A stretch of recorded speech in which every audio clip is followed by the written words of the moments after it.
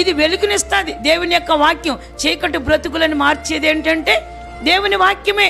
ఈ వాక్యం మనలో చీకటి పోవాలంటే వాక్యం నీ లోపలికి వెళ్ళాలి. లోపలికి ఎప్పుడైతే వెళుతుందో మన బ్రతుకు అంతా చేంజ్ అయిపోద్ది. చూడండి, ఒక చిన్న మాత్ర మింగండి లోపలికి, మన వ్యాధి అంతా పోతుంది, మనకున్న జ్వరం తగ్గుతుంది, బలహీనతలు పోతాయి.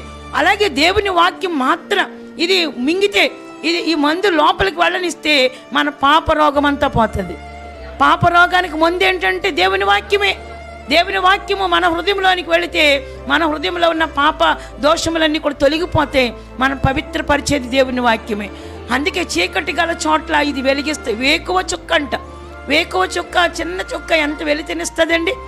అలాగే మన హృదయంలోనికి వేకువ చుక్కని వెళితే మన హృదయంలో ఉన్న చీకటి బయటికి వెళ్ళిపోయి వెలుగుతో నింపబడతాం. మనం వెలుగు, ఇంకా చీకటి బ్రతికే, ఇంకా చీకటే.